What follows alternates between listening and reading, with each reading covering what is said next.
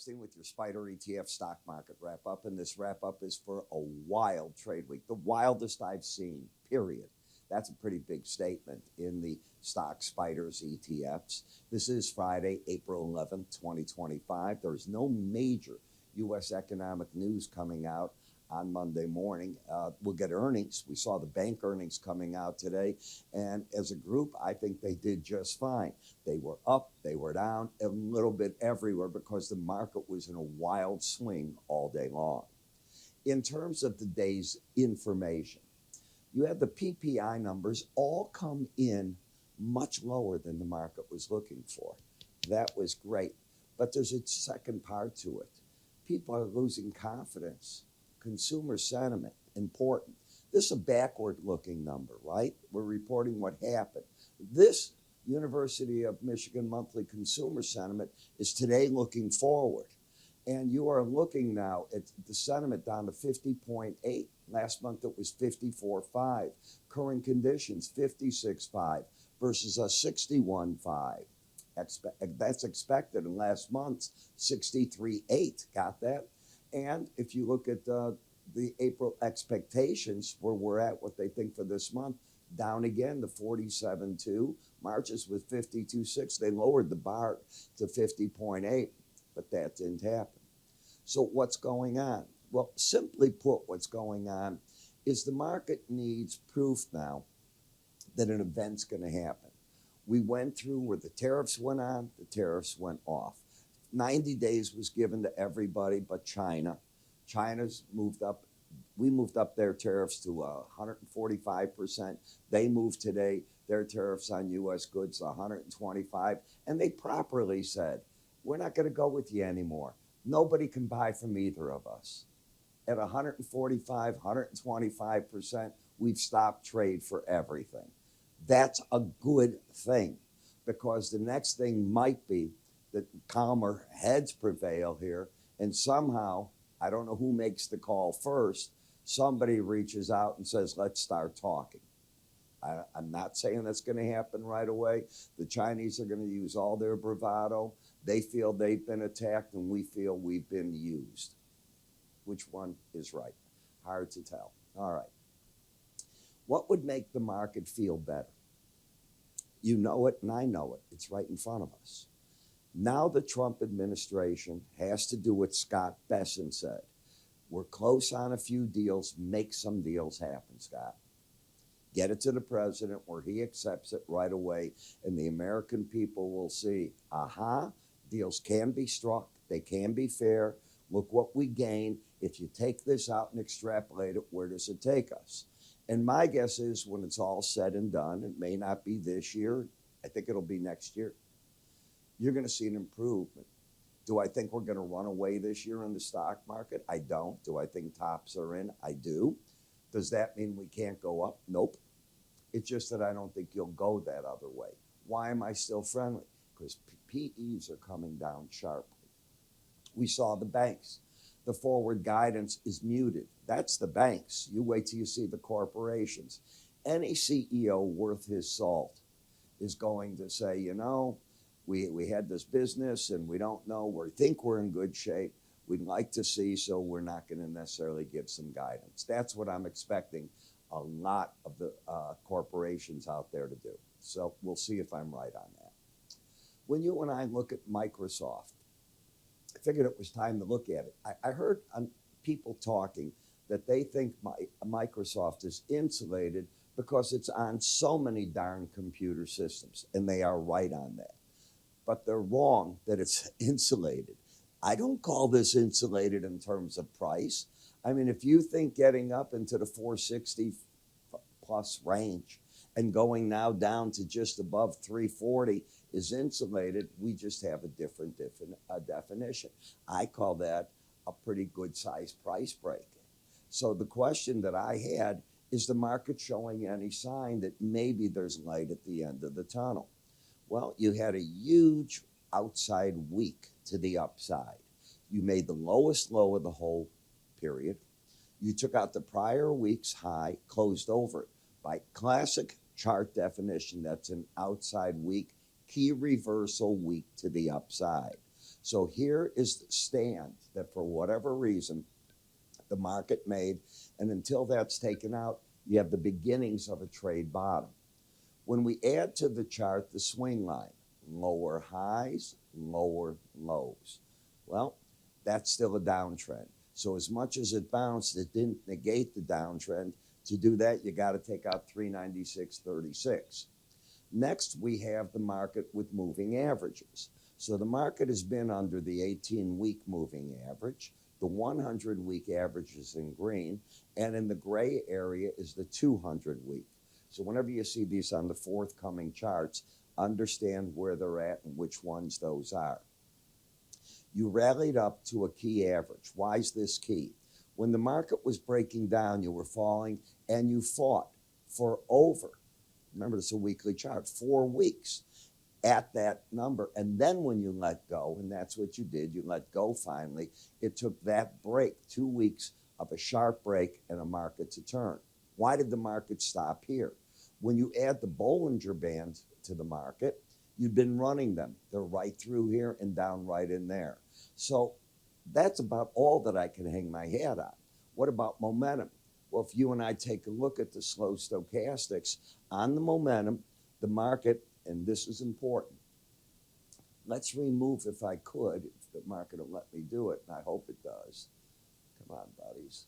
I'm going to come off the chart and back to the chart and see if it'll let me do that. I want to go back. There we go. That's what I wanted to do. The week before, April 4th, you can see both numbers under 20. Both under 20 on the week of the 28th. The week of March 21st, both set of numbers on the slow stochastics, under 20, under 20. My point is you've been under 20 for a long time.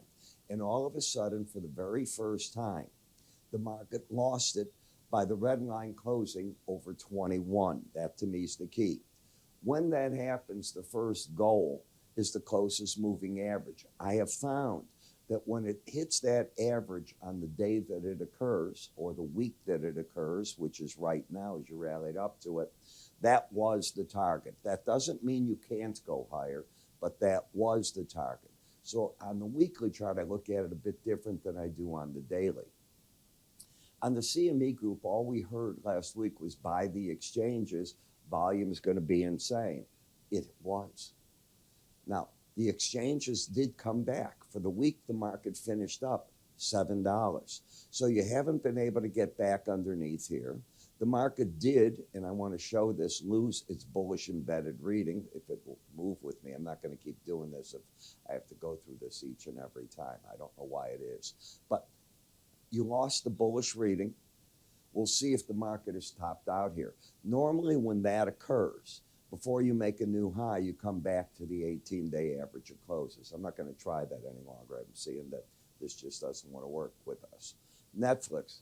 You know that Netflix is one of my favorites because my concept is if you're going to own things and you want to own something in an industry, why not buy the best there is?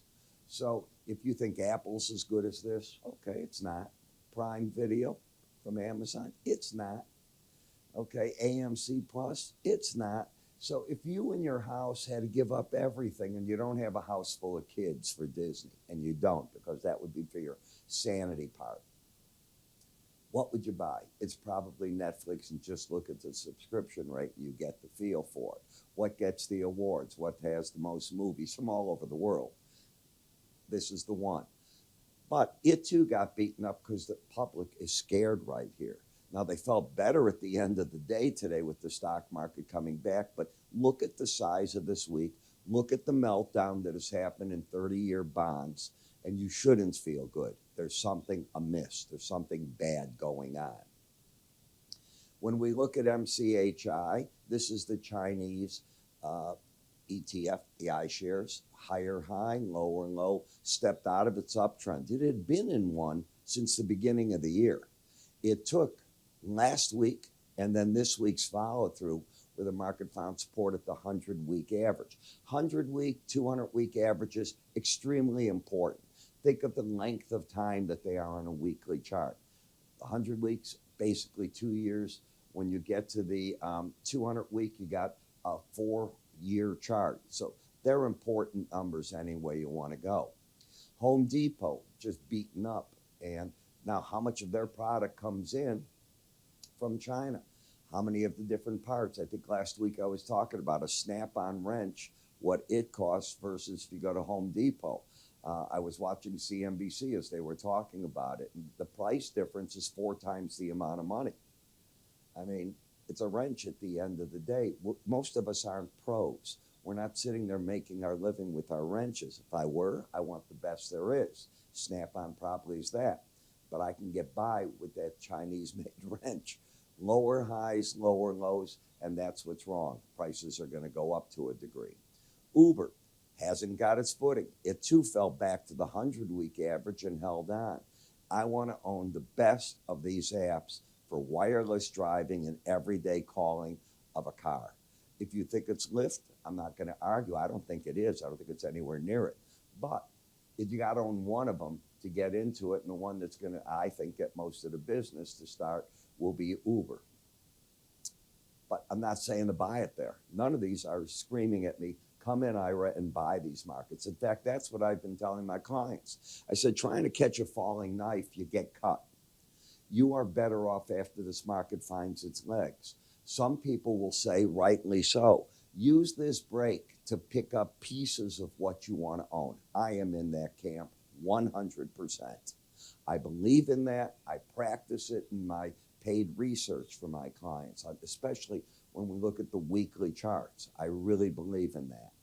But this was not the time. Now I think it's getting close. As I told you, make a deal, Mr. President, and you will see how this market responds. You'll say, well, then that's after the fact. No, you got 75 deals. That's the beginning. There's lots of deals to be made. We got to see how they start progressing. Don't make a deal, and maybe the American public thinks you can't make a deal. Maybe it's so rough, it's not realistic. Remember what I just said, it's important. Lower highs, lower lows, 2 weeks under the lower Bollinger Band for the banks. Now, why is this down so much? Well, 5% 30-year bonds was hit this week. You're high, you're near 4.5% for the 10-year notes. You go to your banker, you don't know what's going to happen. You got tariff wars everywhere, and you want to expand your business. Okay, you're going to pay. That's all I'm saying. You might have a business that you're convinced is great, but an existing business is worried. What if they resource from outside the country? What just happened to those tariff costs? How do they pass that on? I'm not going to my bank to expand my business. XLI in a nosedive in the industry. Well, that was telling you. But all you did this week is you came down and you got it back in the Bollinger Band. You only stay out of Bollinger Bands 5% of the time. I don't know why people don't get. You can run them, but staying outside of it isn't it. And you incorporate that into your way of trading with momentum, and I think you got a game. Add moving averages to it. I use what I call a swing line also because I want to know by my definition and by the definition of everybody on TV that watches, do we have patterns of higher highs, higher lows, lower highs, lower lows, or no pattern? It gives me an idea as to what I'll be looking to do. Example, I'm not looking for anything in the energy sector. Higher high, lower low, 2 weeks under the Bollinger Band. First challenge of the 200-week average. It's certainly not bullish, but it's no reason to go short under it. I step back in my thinking. Dollar index. Look at the beat up in the dollar. This is being planned by the Trump administration. If you recall, he ran on a platform, the dollar's too strong. And what's going to happen ultimately is the dollar is being repriced in the world. As American goods get cheaper. And as our goods get cheaper, let's look at grain costs. You want to turn and you want to start buying American grain, we are 10% cheaper than we started the year off at. I mean, that's not a little bit. And suddenly we want to sell you. What about natural gas? We're 10% cheaper. What about oil that we export? Because we do. 10% cheaper. So you got to think this through as to what the market will do in time. And obviously, as the dollar's falling, the euro's going up in other currencies. In the gold market, I got nervous for the first time today, real nervous. I'm listening to analysts on gold. To a person, all they are is wildly bullish. The one thing you can't give up is gold. I've done this since 1969. I heard that at silver at $50 and then watched the market collapse. I am not a bear, but that is a bad statement. Bad statement. Go back to your work. On a chart, I think that the pros are taking some money off the table.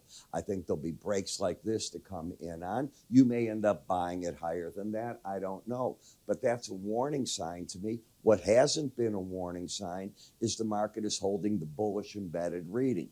In my opinion, this often, the word is often, not every single time, turns before price turns. It often gives you a bit of a head start. Now, it doesn't do it on a weekly chart as well as it does it on a daily chart. But on the daily, let me tell you, I'm glued to that indicator all the time. When we look at copper, we got under the Bollinger Band. And what did I say last week? I said, no matter what, this is not a spot you sell under Bollinger Bands. We were only up for the week 8%, so you'd be in the hole. Let it come back. There's lots of resistance here. Why is copper going up?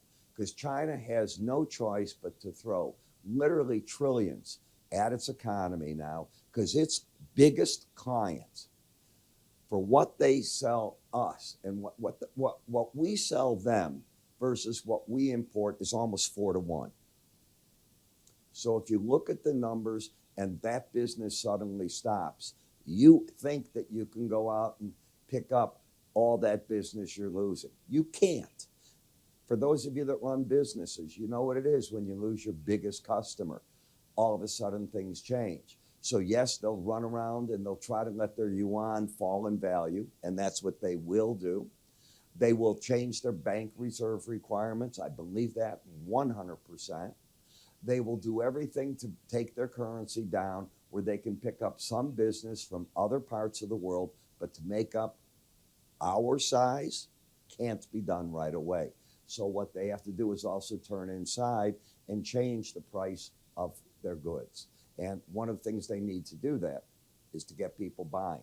And they have to buy copper to make a lot of these products. I'm sorry, that's the news that I have with it. Now, what do you use in a market like this to play with the volatility? If you haven't learned pivot points, shame on you. I didn't invent them. I learned them from probably one of the best guys I've ever seen how to do it. And I'm not going to mention his name, but a master at it. He used to run money in my brokerage firm, and I watched him. He's the guy that wrote a book, How I Took 10,000, Made $1 million. Of course, he didn't tell you how he lost back a chunk of that million. But this technique, whoa, it opened my eyes. And do I use it in different ways? I'm not a trader for day trading, but I am a swing trader. And sometimes I want to come in at a spot that I've got a sell signal. This gives me an edge, I think. Doesn't mean I'm right, but it's what I think. So when you look at these pivot points, what takes place with them is so interesting, because the market finds a pivot. And there's a formula. You have it in your charting software if it's any good, all right? You probably don't know how to use it, but if you do, you put it on. You're going to get a series of sell numbers above the market, a series of support numbers under the market. And you're looking to sell at the resistance, buy back at the pivot. Buy at the support, sell back at the pivot, and sometimes one on top of the other. You buy the second sell, or you sell the second sell, you cover at the first one. I put it all together for you in a 3-part video series. It is free. You go to iraepstein.com under free offers on the top left. Give it a click. Take a look at it. See if you learn anything. I'm Ira. You have yourself a great weekend. I'll catch up with everybody Monday.